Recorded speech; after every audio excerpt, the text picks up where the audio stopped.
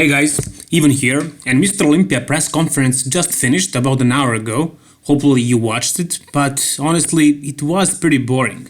It really wasn't very interesting. First of all, we don't have Phil Heath.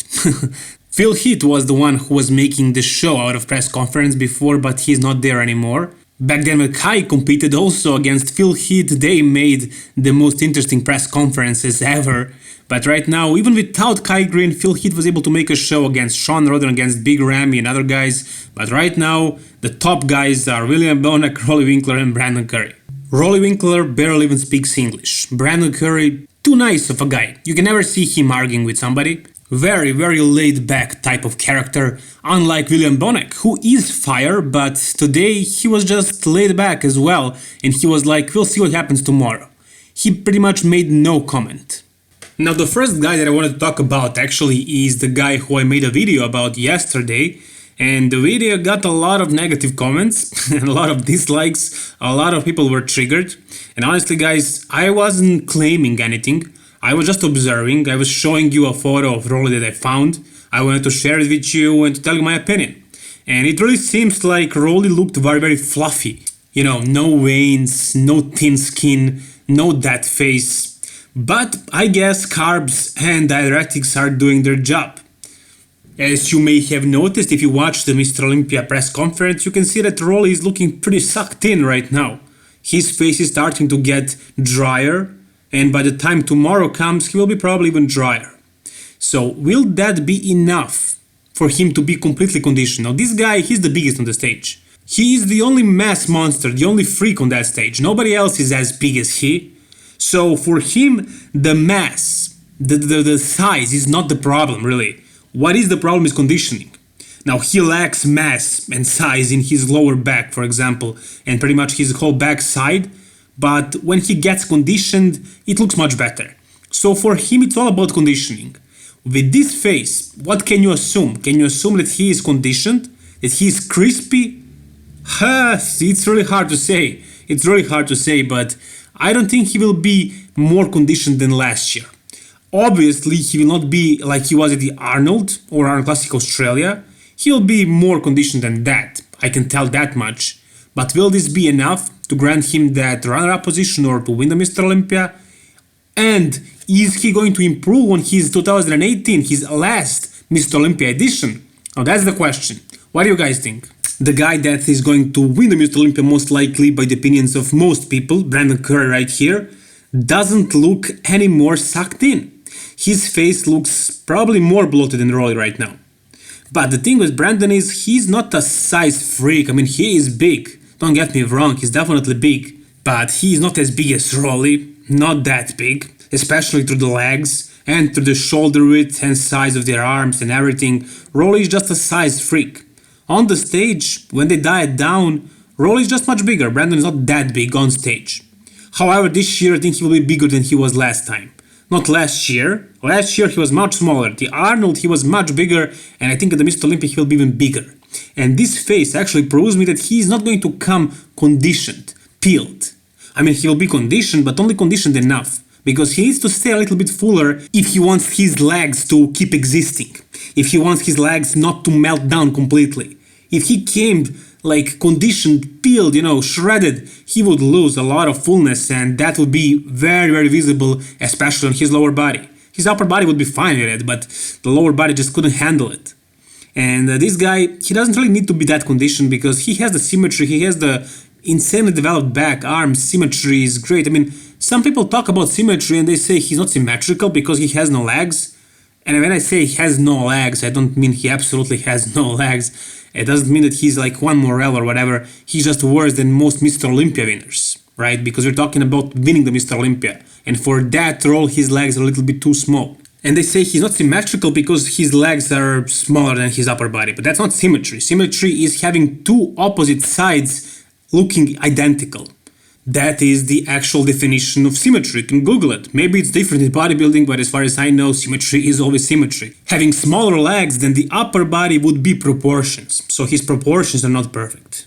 But aside from that, with that kind of polished body, with that kind of symmetry, with that kind of back and arms and chest and overall shape and conditioning that he brings, not super crispy, mature muscle, feel heat type of or Harry Chopin type of conditioning. No, it's not that good, but it's good enough.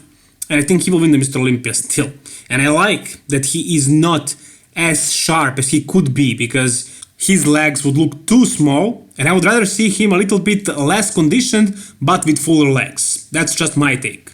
I also wanted to talk about William Banach, and William Banach is probably going to be the third place tonight. And yeah, you can also notice these two beautiful bikini girls behind him.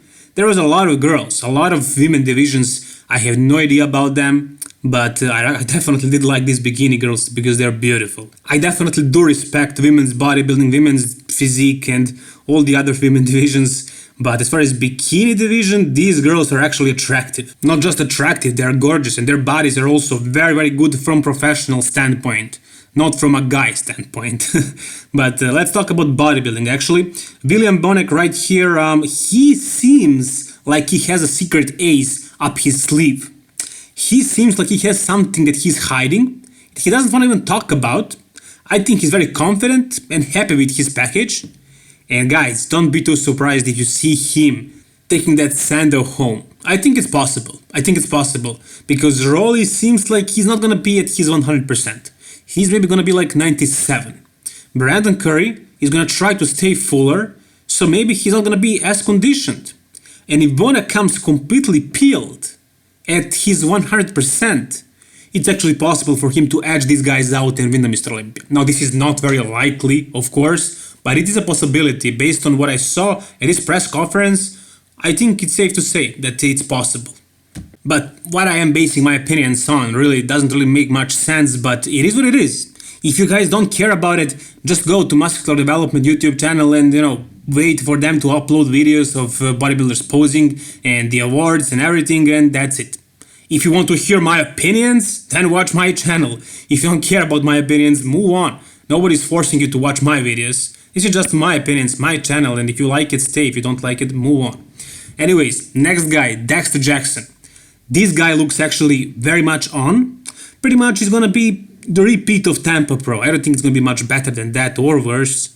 So with that kind of shape, as he was at the Tampa, I think that's gonna be enough for him to crack the top 4. I think it's very, very hard for anybody outside of the top 3, Banach, Currie, and Rolly, to beat him because of the details, especially in his back.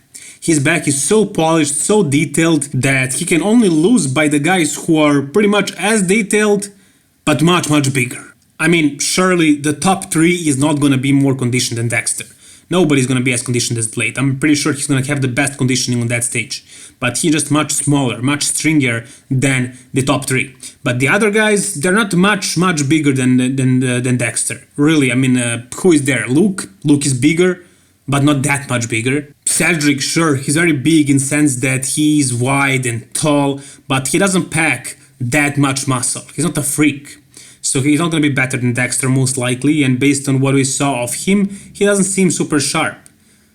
For some reason, every time Mr. Olympia comes, Dexter is a little bit off. He usually is.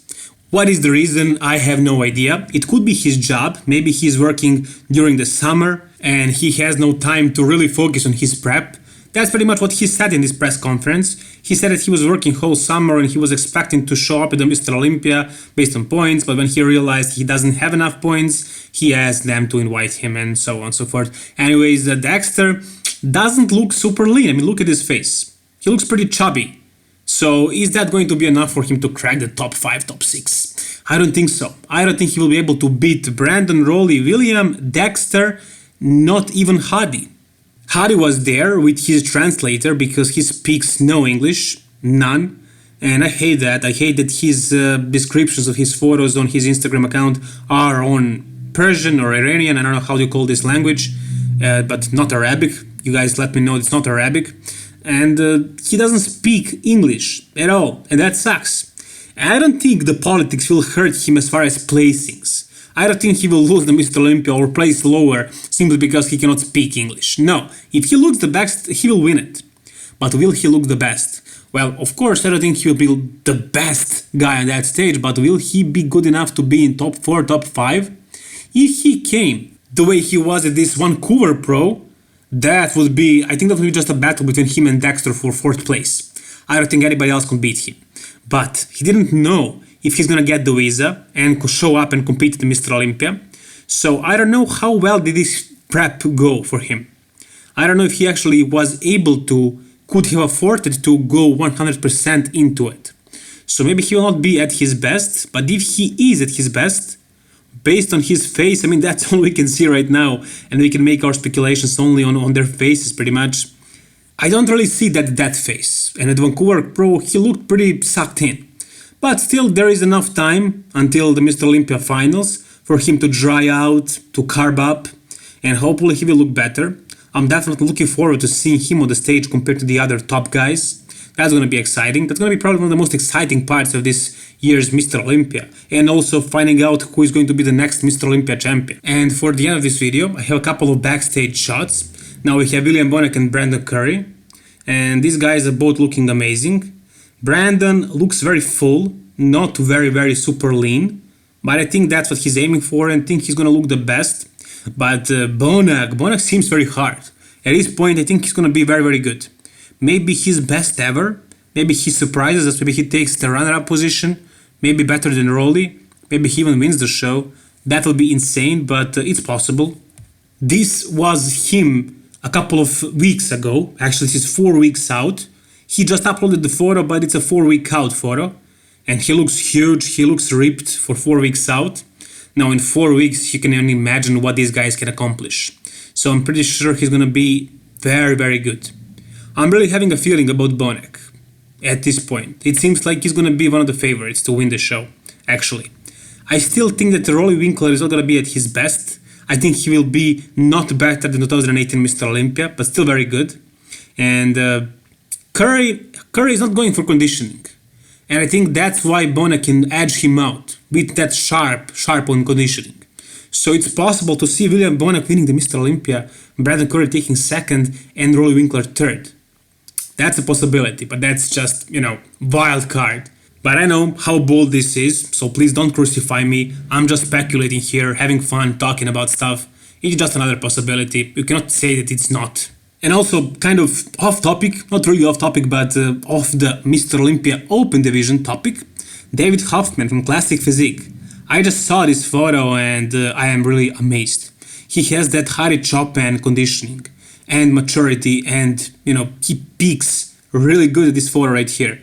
It was not posted by him, it was posted by this Instagram page Rep1, so I don't really know if this is recent, but I don't think I saw him looking like this ever before.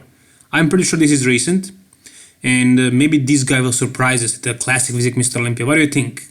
I really think he looks amazing, I really like it. I was not a huge fan of him, but he improved. He definitely improved on things that I didn't like about his physique. So he's looking really good and probably, most likely, the most conditioned guy in that stage tomorrow. Anyways guys, that's gonna do it for this video. If you enjoyed it, please like it and subscribe for more Mr. Olympia updates. I'm gonna be posting a ton of videos this weekend and my birthday is on Sunday, so I'm still gonna have to stay awake whole night and the morning to make videos about Mr. Olympia. So stay tuned guys, subscribe and all the best. Bye bye.